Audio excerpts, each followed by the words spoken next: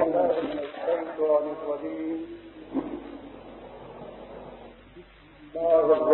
الرحیم.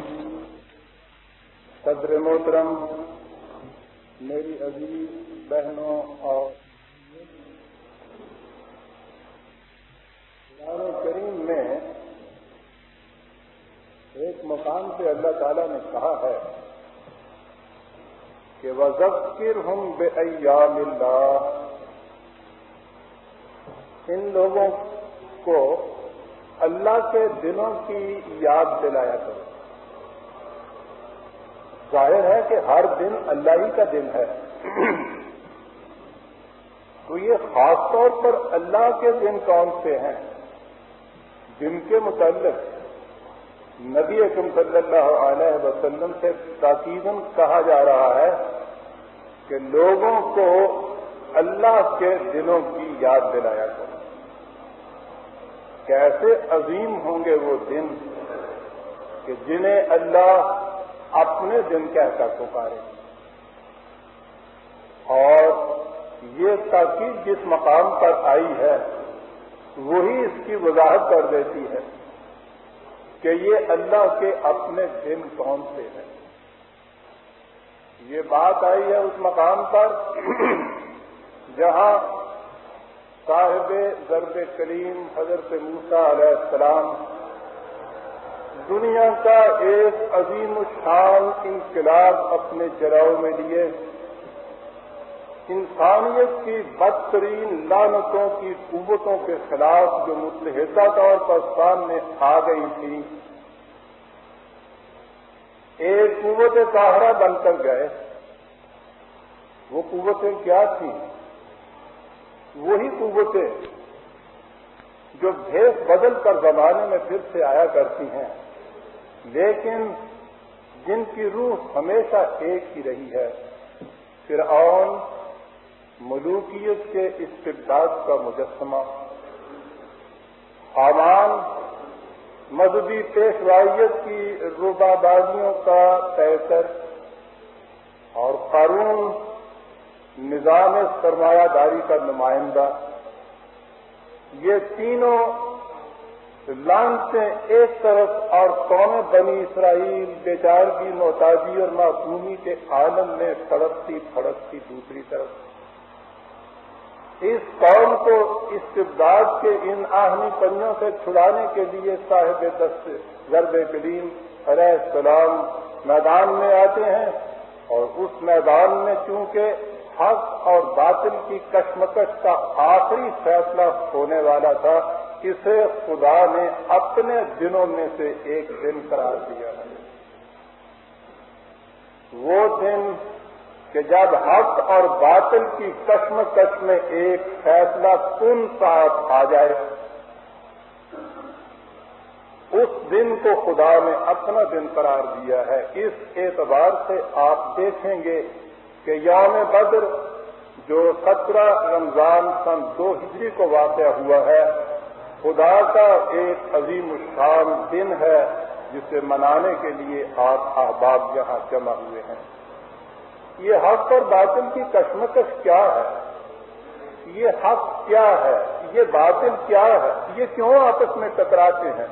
اس ٹکراؤ میں آخر الامر ہوتا کیا ہے؟ تفصیل کے لیے تو جائیے کتابوں پہ کتابیں لکھنی پڑیں گی، لیکن مختصر الفاظ میں یوں سنیے کہ دنیا میں جب کسی فرد یا کسی جماعت نے کسی طرح سے قوت اپنے ہاتھ میں لے لی تو اس قوت پہ زور پر اس نے انسانیت کا گلا گھونٹنا شروع کر دیا. اس نے مجبور اور مقہور انسانوں کو اپنے حکم کے تابع چلانا شروع کیا. اس نے ایسے نظام وضع کیے کہ جس سے ان غریبوں کی محنت کی کمائی ان امیروں کے قصے تعیش کی رنگینی کا سامان بنے. انہوں نے اس قسم کے قوانین وضع کیے کہ وہ ان غریبوں کے بچوں کو ذبح کریں تاکہ ان کا خون ان کے کتوں کی پرورش کے کام آئے. انہوں نے اس قسم کا باطل کا نظام ہر جگہ قائم کیا یہ ہے جسے قرآن باطل کہتا ہے، اس کے مقابلے میں ایک نظام ہے کہ جسے اللہ کی طرف سے انبیاء کرام علیہ السلام کی وساطت سے دنیا کو دیا جاتا رہا۔ اس نظام کا پہلا اعلان یہ تھا کہ ہر انسانی بچہ پیدائش کے اعتبار سے یکساں واجب التکریم ہے، کسی انسان کو حق حاصل نہیں، خواہ خدا اسے کتاب اور حکومت اور نبوت بھی کیوں نہ دے دے، کہ وہ دوسرے لوگوں سے کہے کہ تم اللہ کے نہیں میرے معصوم بنو۔ اس نے کہا کہ یہ نظام کی ذمہ داری ہے کہ وہ ہر فرد معاشرہ کی بنیادی ضروریات زندگی کو مہیا کرے۔ اس نے کہا کہ عدل اور احسان ہی دنیا کے اندر ایک بنیادی نظام کی بنیاد نہیں، بلکہ اس کے ساتھ احسان بھی ضروری ہے، جس کے معنی یہ ہیں کہ ہر فرد کی کمی کو پورا کیا جائے۔ اس نے کہا کہ یہ ہے وہ نظام خداوندی جسے حق کہہ کر تعبیر کیا گیا ہے۔ آپ سوچ سکتے ہیں کہ باطل کی مفاد پرست قوتیں کبھی سے برداشت کریں گی کہ ان کے نظام کی جگہ اس قسم کا کوئی نظام دنیا میں آئے۔ حضرات انبیاء کرام علیہ السلام اسی نظام خداوندی کی دعوت لے کر آتے تھے۔ وہ بہت بڑے انقلابی انسان ہوتے تھے، فساد برپا کرنے والے نہیں، انقلاب برپا کرنے والے۔ وہ باطل کے نظام کی جگہ حق کے نظام کو دنیا میں رائج کرنے کے لیے آتے تھے۔ یہ ہے ٹکراؤ حق اور باطل کا جو پہلے دن سے چلا آ رہا ہے اور آخر تک چلا جائے گا۔ اس حق اور باطل کے نظام میں یہ نہیں ہوتا جیسا کہ مارکس کا نظریہ ہے یا ہیگل کا تصور تھا کہ کبھی ایک تصور غالب آ گیا، کبھی دوسرا تصور غالب آ گیا۔ یہ تو کسی فطرت کی اندھی قوت کا کام ہوگا کہ جس نظام یا تصور نے قوت جمع کر لی وہ غالب آ گیا، اور جس کے بعد قوت نہ ہو وہ مغلوب ہو گیا۔ قرآن کہتا ہے کہ ایسا نہیں ہوتا۔ اللہ تعالیٰ کا فرمان ہے کہ بل نقذف بالحق علی الباطل فیدمغہ فاذا هو زاہق۔ حق اور باطل کا ٹکراؤ ہوتا جاتا ہے۔ ہم حق کو باطل کے بھیجے کے اوپر مارتے ہیں تاکہ اس کا دماغ پھٹ جاتا ہے اور وہ میدان سے بھاگ جاتا ہے، اس لیے کہ ان الباطل کان زہوقا۔ باطل کی تو بنیادوں کے اندر اتنی کمزوری ہے کہ جو ہی حق اس کے سامنے آئے وہ میدان چھوڑ کر بھاگ جائے۔ اندھیرے کا اپنا وجود تو ہوتا ہی نہیں، وہ تو روشنی کے نہ ہونے کا نام ہوتا ہے۔ باطل اس وقت تک میدان میں رہتا ہے جب حق اس کے سامنے آتا نہیں ہے۔ حق اس کے سامنے جب آتا ہے تو باطل ٹھہر نہیں سکتا۔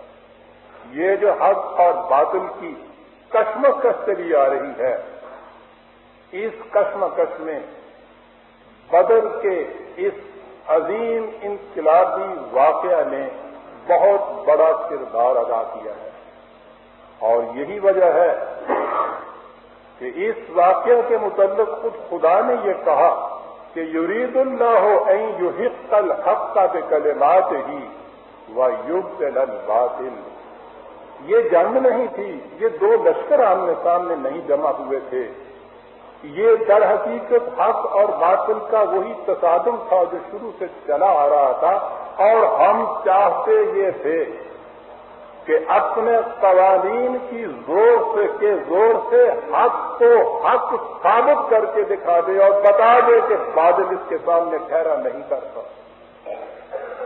کتنا عظیم مقصد تھا برادران عزیز اس جنگ کا، دنیا کو یہ دکھانے کے لیے کہ حق مغلوب و مفتوح و مقہور و بےکس و بے بس نہیں رہ سکتا۔ یہ جب بھی میدان میں آئے گا فاتح منصور اور غالب ہو کر جائے گا۔ ہم چاہتے تھے کہ یہ چیز دنیا کے سامنے آ جائے، اس لیے بدر کا واقعہ ہوا۔ مشیت کے پروگرام کی کتنی عظیم کڑی تھی برادران عزیز کی۔ میں پھر عرض کر دوں کہ اسلام عام اصطلاح میں مذہب نہیں دین ہے۔ مذہب کا تعلق صرف پرستش سے ہوتا ہے، پوجا پاٹ سے ہوتا ہے، یوں ہی ڈاگمات سے ہوتا ہے، ریچول سے ہوتا ہے، رسومات سے ہوتا ہے، شاعر سے ہوتا ہے. وہ ہر فرد اور ہر گروہ اپنے اپنے طور پر اپنی اپنی جگہ محکوم ہو یا حاکم ہو، مغلوب ہو یا غالب ہو، فاتح ہو یا مفتوح ہو، وہ اپنی جگہ پہ کر سکتا ہے. اس میں کسی قسم کی کوئی پابندی نہیں، کسی قسم کی کوئی مداخلت نہیں. لیکن جب ایک نظام دنیا میں آئے گا تو وہ نظام تو اس کا متقاضی ہوتا ہے کہ اس کے لیے ایک آزاد خطہ زمین ہو جس میں آزاد مملکت کا قیام ہو، تاکہ وہ آزاد مملکت حق کے مطابق نظام قائم کر سکے. اسلام دین ہے، وہ ایک نظام ہے، وہ اپنی آزاد مملکت چاہتا ہے، اپنا آزاد خطہ چاہتا ہے جس کے اندر وہ اپنے اس نظام کو رائج کر سکے. یہ حقیقت کہ اسلام اتنا بڑا پیغام اپنے سامنے لاتا ہے ہماری نگاہوں سے تو آج عام طور پر اوجھل ہے، لیکن آپ حیران ہوں گے کہ دنیا کے محققین اور مفکرین جنہوں نے اس نگاہ سے اس مسئلے پر غور کیا ہے، وہ اس کی شہادت دیتے ہیں کہ اسلام ایک نظام اور ایک دین کی حیثیت رکھتا ہے. آپ کو یاد ہے کہ یہ چین کا انقلاب جب آیا تو اس کے مقابلے میں چانگکیائی شیخ اور اس کی پشت پر امریکہ کی پوری قوت موجود تھی. مقابلے میں یہ دوسری جماعت جو تھی یہ نسبتاً کمزور تھی، لیکن اس کے باوجود امریکہ کی پوری قوت اور امداد کسی کام نہ آئی اور ان کا جو امیدوار تھا اس کو بری طرح سے شکست ہوئی. یہ دوسری پارٹی غالب آئی. مجھے اس انقلاب سے کوئی تعلق نہیں، بات اور میں نے آپ کے سامنے پیش کرنی ہے. امریکہ والوں میں سے ایک جرنلسٹ جو تحقیق کی نگاہ بھی رکھتا تھا، وہ چین میں پہنچا کہ وہ دیکھے کہ امریکہ کو جو اتنی بڑی شکست ہوئی ہے وہ کیوں شکست ہوئی ہے، اس کے اسباب کیا تھے. اتنی بڑی قوت زیادہ ہو، اتنی بڑی فوج زیادہ ہو، کتنے بڑے وسائل و ذرائع زیادہ ہوں اور اس کے باوجود وہ شکست کھا جائے. وہ اس کی تحقیق کے لیے وہاں آیا. اس تحقیق کے بعد اس نے ایک کتاب لکھی، China shakes the world. Jack Belden اس کا مصنف ہے. اس نے اس کتاب کے شروع میں جو تعارف لکھا ہے اس میں اس نے کہا، برادران عزیز،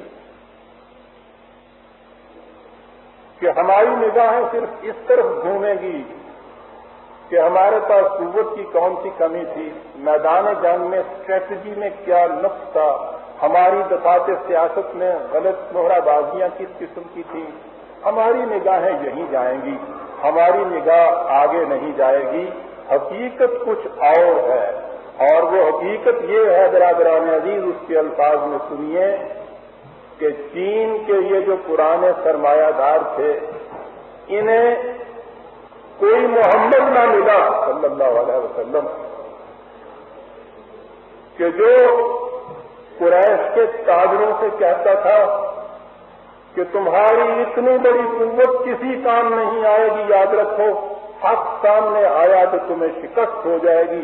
اس لیے کہ بل لا تکرمون الیتیم ولا تحاضون علی طعام المسکین، اس لیے کہ تمہارا نظام یہ ہے کہ جو معاشرے میں تنہا رہ جاتا ہے تم اس کی عزت نہیں کرتے، جس کا چلتا ہوا کاروبار رک جاتا ہے تم اس کی روٹی کا انتظام نہیں کرتے. ایک کاش چائنا کے ان سرمایہ داروں کو اس قسم کا کوئی محمد مل جاتا تو یہ انقلاب واقعی نہ ہوتا. غور فرمایا برادران عزیز آپ نے، یہ محمد صلی اللہ علیہ وسلم کا پیغام کیا تھا. جیک ڈیلڈن کی نگاہ دور رس اس کو پا گئی کہ جب باطل کے نظام میں کوئی اس قسم کا انقلابی آواز دینے والا نہ ہو تو پھر باطل کا نظام ٹھہرا نہیں کرتا. وہ کہنے لگا ہماری شکست کی یہ وجہ ہے کہ ہمیں یہ پیغام دینے والا کوئی نہ ملا.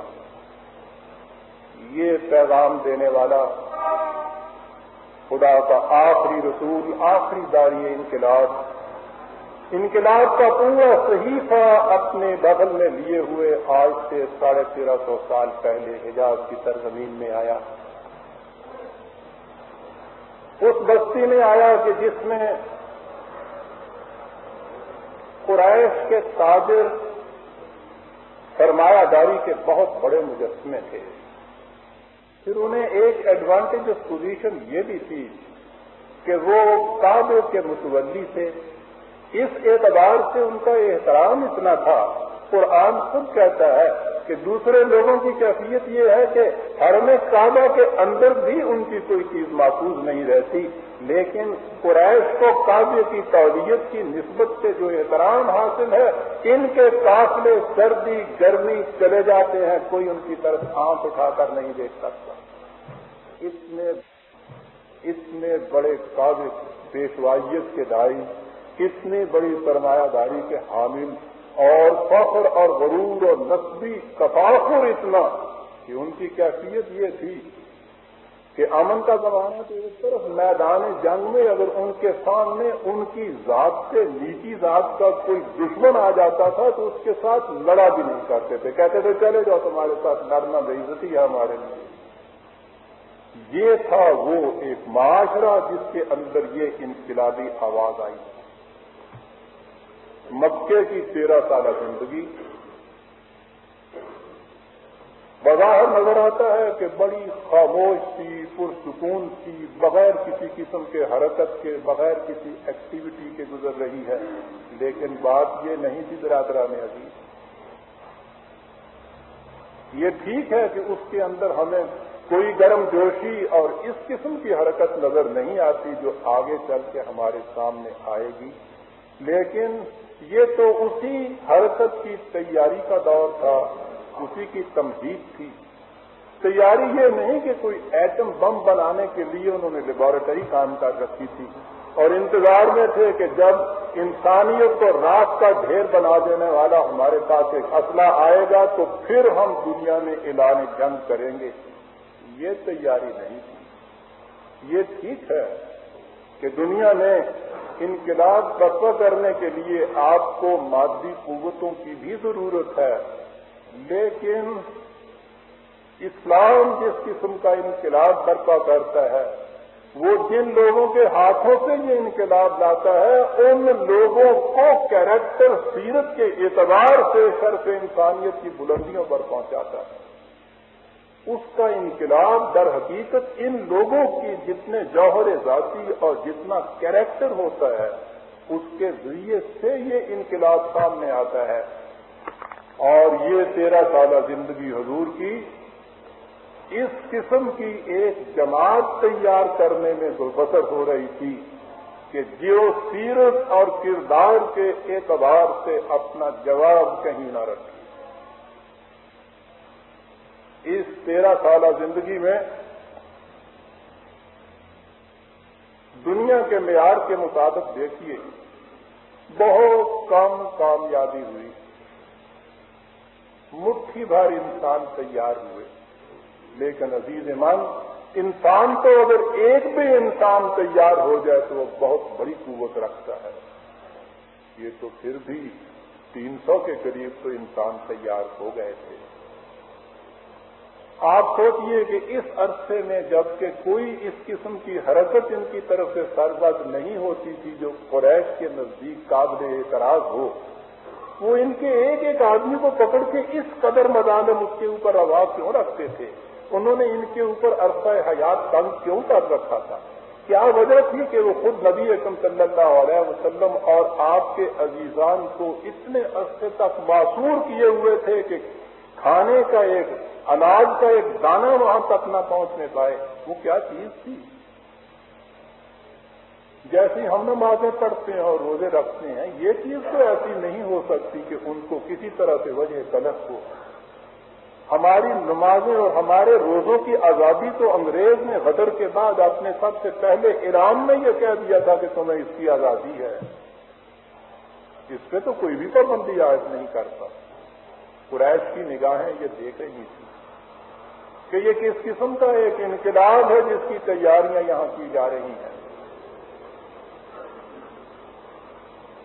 ان کی طرف سے جس قدر مظالم ہوئے، انتہا ان کی یہ تھی کہ اس مٹھی بھر انسانوں کی جماعت کو وطن بھی چھوڑنا پڑا. نبی اکرم صلی اللہ علیہ وسلم خود بھی مکے سے مدینے کی طرف تشریف لے گئے. بھاگے نہیں تھے، یہ فرار نہیں تھا، اسکیپ نہیں تھی یہ، بلکہ یہ تو ایک نامساعد ماحول سے ایک ایسی فضا کی طرف جانا تھا جو اس انقلاب کے لیے زیادہ سازگار ہو. اسے ہجرت کہتے ہیں. یہ میدان کو چھوڑ کر وطن سے بھاگ کر جانے کی چیز نہیں ہوتی ہے. اس تیاری کے بعد آپ وہاں تشریف لے گئے. قریش نے وہاں بھی پیچھا نہ چھوڑا. مدینے میں رئیس تھا مدینے کا عبداللہ بن ابی. اسے انہوں نے خط لکھا کہ یہ ہمارے ہاں کے یہ لوگ تمہارے ہاں جا کر پناہ گزین ہوئے ہیں، یا تو انہیں وہاں قتل کر دو یا ہمارے پاس واپس بھیج دو، ورنہ جنگ کے لیے تیار رہو. آپ سوچئے کہ مفاد پرستوں کی یہ قوتیں کہاں تک پہنچتی ہیں. ان کے وطن سے دور 300 میل کے فاصلے پہ یہ بیچارے چلے گئے جہاں جا کے انہوں نے سر چھپایا،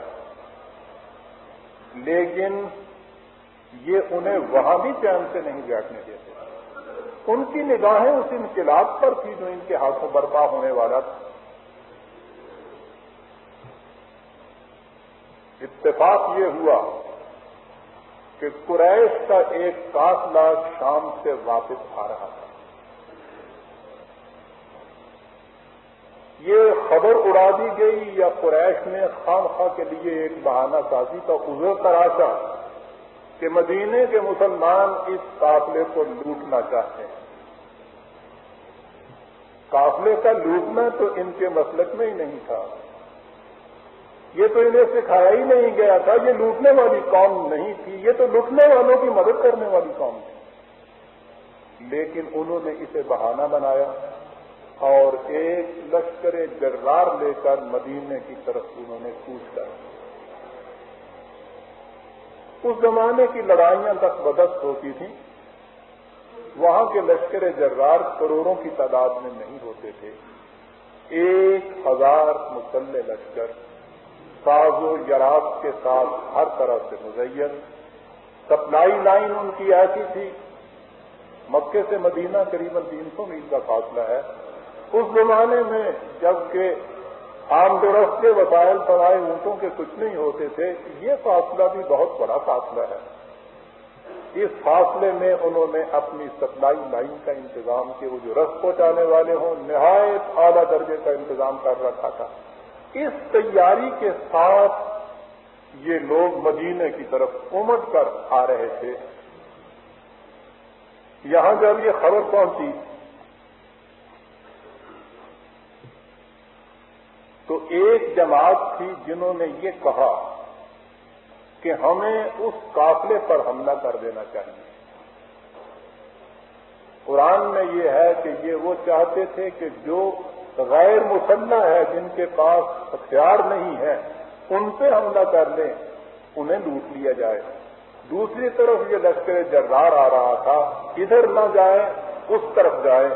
لیکن جیسا کہ میں نے ابھی عرض کیا ہے، اس مقام پر یہ کہا گیا ہے کہ یہ چیز چاہتے تھے وَيُرِيدُ اللَّهُ أَن يُحِقَّ الْحَقَّ بِكَلِمَاتِهِ، اور خدا یہ چاہتا تھا کہ وہ اپنے قانون کی روح سے یہ آج ثابت کر دے کہ حق کیسے غالب آیا کرتا ہے. اس لیے ان سے کہا گیا کہ قافلے کا خیال چھوڑو، میدان جنگ میں نکلو. کیوں میدان جنگ میں نکلو؟ کیا ہوگا وہاں؟ کہا اس لیے کہ لِيَحْلِقَ مَنْ حَلَقَ عَنْ بَيِّنَةٍ وَيَحْيَىٰ مَنْ حَيَّ عَنْ بَيِّنَةٍ. اس کے بعد جسے زندہ رہنا ہے وہ بھی دلیل و برہان کی روح سے زندہ رہے، جسے تباہ ہونا ہے وہ بھی دلیل و برہان کی روح سے تباہ ہو، اور یہ دلیل و برہان میدان جنگ میں پیش کی جائے. مقابلے میں 300 کے قریب یہ نفوس، جن کی بے سر و سامانی کا عالم یہ تھا کہ پورے لشکر میں 2 گھوڑے تھے، تلواریں بھی سب کے پاس نہیں، کھجوروں کی چھڑیاں لے کر یہ نکلے۔ مومن ہو تو بے تیز بھی لڑتا ہے سپاہی۔ اس بے سر و سامانی کے عالم میں جنگ کے لیے یہ باہر نکلے۔ برادران عزیز، ان کے پاس ایک اور قوت تھی، اور وہ قوت یہ تھی جو روزہ بہم پہنچاتا ہے۔ آپ شاید دل میں مسکرائیں کہ ہم نے تو دیکھا ہے کہ روزے رہی صحیح قوت کو بھی مطمئن کر دیتے ہیں، لے جاتے ہیں، اور تم کہہ رہے ہو کہ روزہ وہ قوت بہم پہنچاتا ہے۔ آپ حیران ہوں گے یہ قدرت کا پروگرام دیکھ کر۔ آپ کو معلوم ہے کہ روزے سب سے پہلی مرتبہ سن 2 ہجری میں فرض ہوئے تھے۔ پہلی بار جماعت مومنین نے روزے رکھنے شروع کیے، اور ابھی 17 روزے بھی پورے نہیں کیے تھے کہ ان روزہ داروں کی قوتوں کا ٹیسٹ میدان جنگ کے اندر کرا دیا گیا۔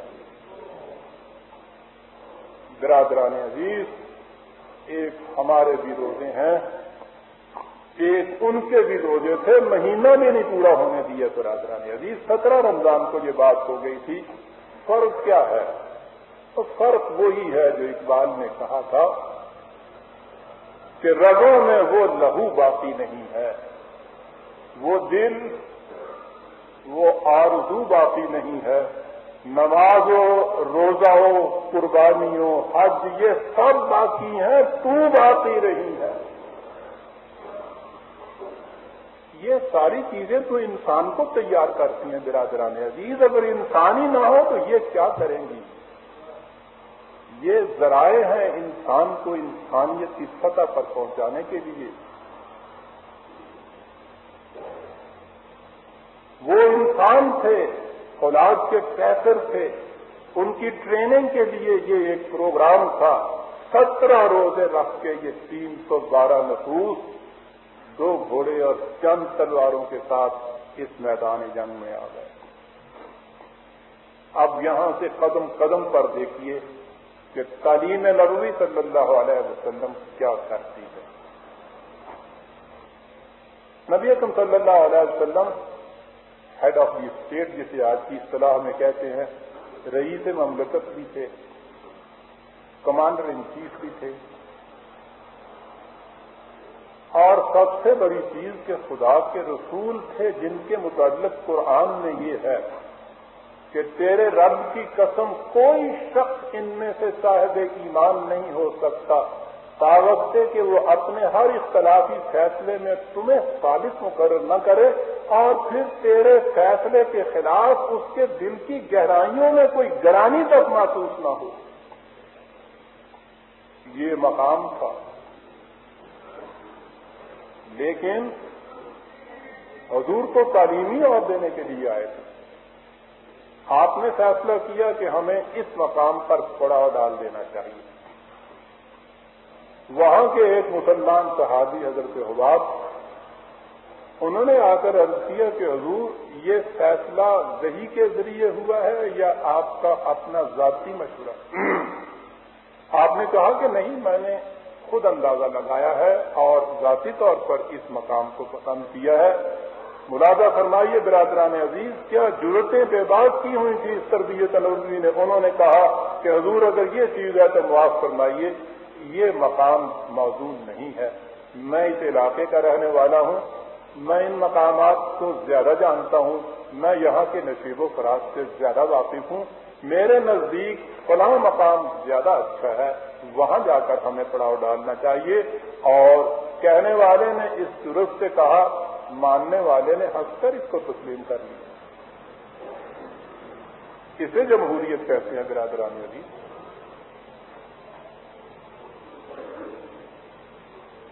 کہنے والا بھی ایک مقدس مقصد کو سامنے رکھ کر کہتا ہے، سننے والا بھی ایک عظیم ذمہ داری کے احساس سے اسے سنتا ہے۔ دونوں کے سامنے خدا ہے، خدا کے معنی اور خدا کے نظام کو مستحکم کرنے کے لیے وہ دونوں ہیں۔ وہاں جا کے پڑاؤ کیا اور واقعات نے واقعی ثابت کر دیا کہ یہ مشورہ زیادہ انسب تھا۔ رات کو جو بارش ہوئی یہ ایسی زمین تھی کہ زمین نے پانی جذب کیا، انہوں نے پانی جمع بھی کر لیا۔ دوسرا مقام جو زمین کے ہاتھ میں آیا اس میں دلدل تھی، پانی جمع ہونے کے بھی وہاں امکانات نہیں تھے۔ آپ نے دیکھا کہ میدانوں میں آ کر بصیرت اور فراست بھی کتنا کام دیتی ہے، اسٹریٹجی بھی نہایت ضروری ہے اس کے لیے۔ میدان جنگ کے اندر آ فوجیں ایک دوسرے کے مقابل آ گئی، صفیں بند گئے۔ آپ کو پتہ ہے ہمارے ہاں نماز میں جب جماعت کھڑی ہو جاتی ہے تو اس کے بعد امام پیچھے مڑ کر دائیں اور بائیں صف کو دیکھا کرتا ہے اور پھر ہاتھ کے اشارے سے ان کے پاؤں سیدھے کیا کرتا ہے۔ آپ کو معلوم ہے کہ یہ کس سنت نبوی صلی اللہ علیہ وسلم کا اتباع ہے؟ یہ اس سنت کا اتباع ہے کہ جب میدان جنگ میں یہ صفیں کھڑی ہوئی تو حضور خود تیر ہاتھ میں لے کر ان صفوں کے سامنے آئے اور اس سے وہ تیر سے وہ صفیں سیدھی کرتے چلے جا رہے تھے۔ ایک یہ صفیں سیدھی کرنا تھا، ایک آج ہمارا صفیں سیدھی کرنا ہے۔ الفاظ و معانی میں تفاوت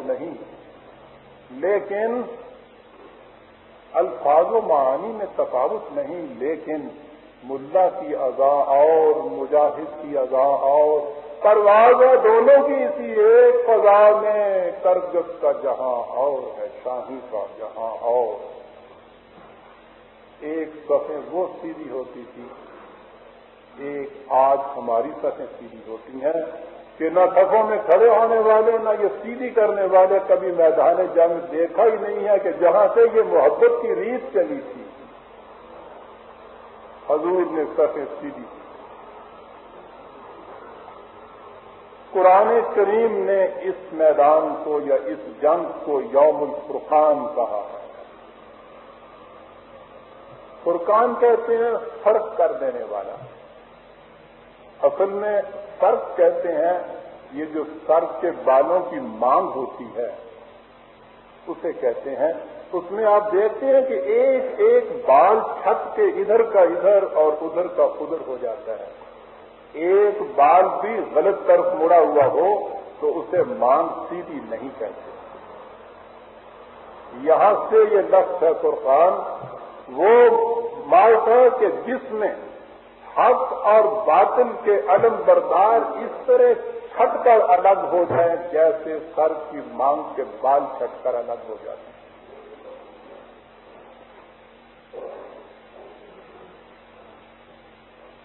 بڑا عظیم تفاوت اور تمیز اور تفریق کا یہ مارکا تھا۔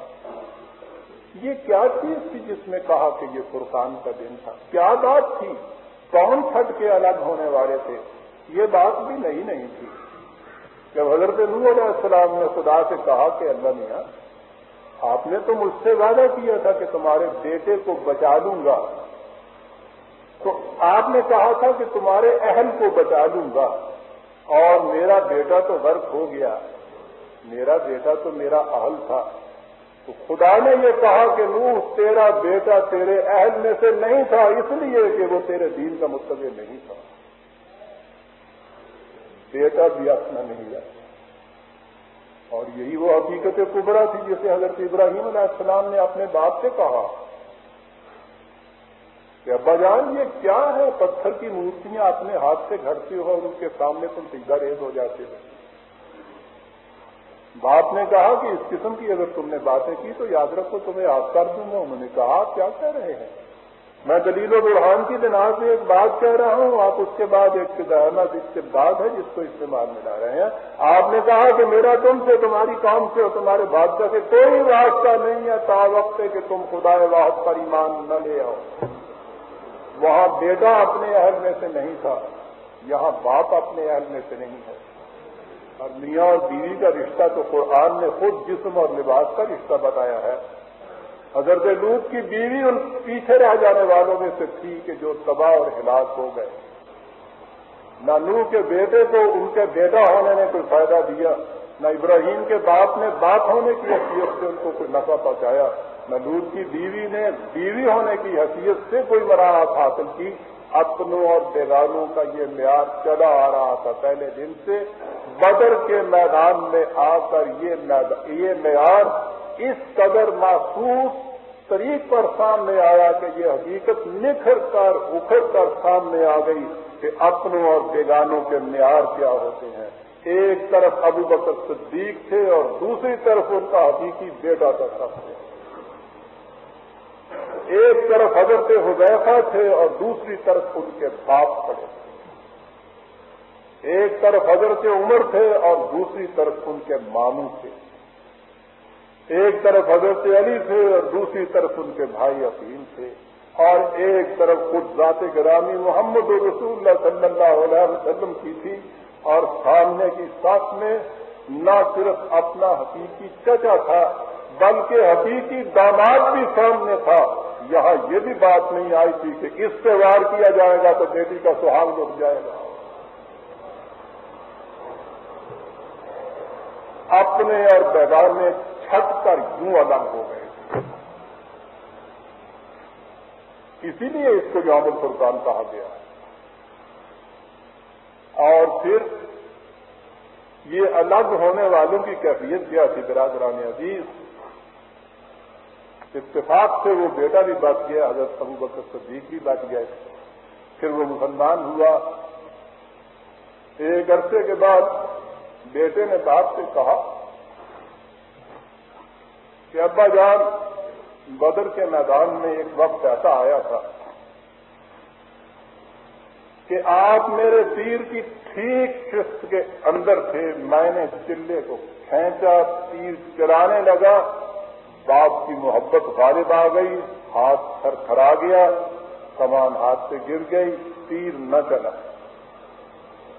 حضرت ابو بکر نے کہا کہ بیٹا، اگر ایسے وقت میں تم میرے شست میں آتے تو میرا ہاتھ کبھی نہ کامتا.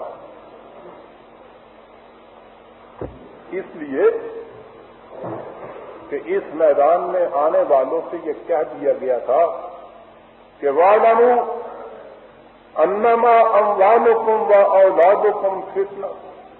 یاد رکھو، میدان جنگ میں تو تم جا رہے ہو، تمہارے راستے میں ایک ہی رکاوٹ ہے جو سنگے گراں بن کر حائل ہو سکتی ہے، اور وہ رکاوٹ ہے کبھی مال کی محبت، کبھی اولاد کی محبت. اگر ان میں سے کوئی چیز تم پہ غالب آ گئی تو تم اس میدان میں جانے کے اہل نہیں قرار پاؤ گے. اور انہوں نے کہا کہ اللہ، تو ابھی 5 منٹ کے بعد دیکھ لے گا کہ کیا ان میں سے کوئی چیز بھی ہمارے راستے میں حائل ہوتی ہے. حضرت ابوبکر صدیق رضی اللہ تعالیٰ عنہ نے جو بیٹے سے کہا تھا کہ بیٹا، اگر تم میری قسط میں آ جاتے تو میرا ہاتھ نہ کامتا، اس لیے کہ یہ تعلیم تھی جو ان کو دی گئی تھی کہ دیکھنا کہیں اولاد کی محبت حق کے راستے میں حائل نہ ہو جائے. یہ سارے عزیز اور رشتے دار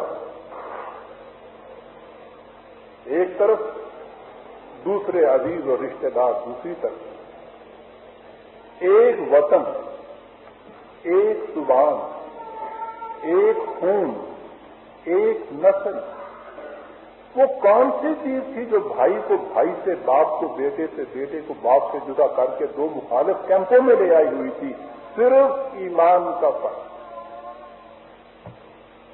کفر اور ایمان یہی ایک امتیاز ہے برادران عزیز جو قرآن کی روح سے قومیت کے اشتراک، وطنیت کے اشتراک، زبان اور نسل کے اشتراک، ان تمام اشتراکات کو بالائے طاق رکھ کر ایک ایمان کا اشتراک ہے جس کی بنا پر غیر اپنے بنتے ہیں اور اپنے غیر بن جاتے ہیں. یہ تھا مظاہرہ جو بدر کے میدان میں ہوا اور جسے یوم الفرقان کہا گیا. صفیں بن گئیں. 313 چند تلواریں دیے ہوئے، بے گھر، بے در، بے وطن، خانہ خراب. ان کے ساتھ انصار جو میدان جنگ کے حتمی ہوتے ہی نہیں تھے، یہ ذرائع پیشہ تھے. دوسری طرف اتنا بڑا لشکر جرار قبل اس کے کہ جنگ کا بگل بجتا نبی اکرم صلی اللہ علیہ وسلم کو دیکھا، صفوں سے ذرا دور میدان میں تنہائی میں سر سے ننگے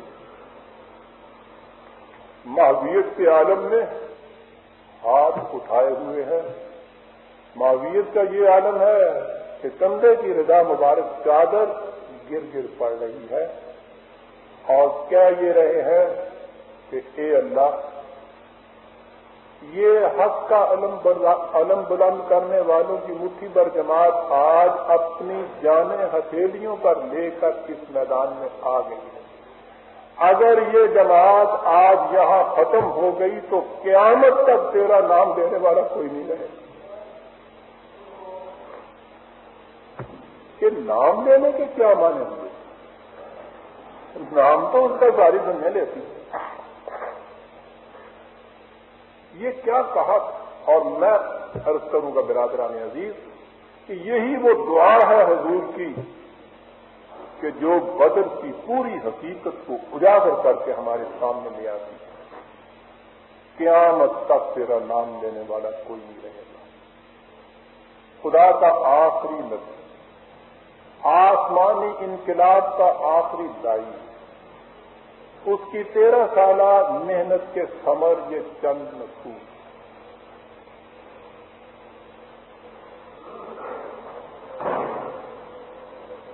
ان کے نہ رہنے سے دنیا میں کیا ہوتا، ان کے رہنے سے دنیا میں کیا ہوا؟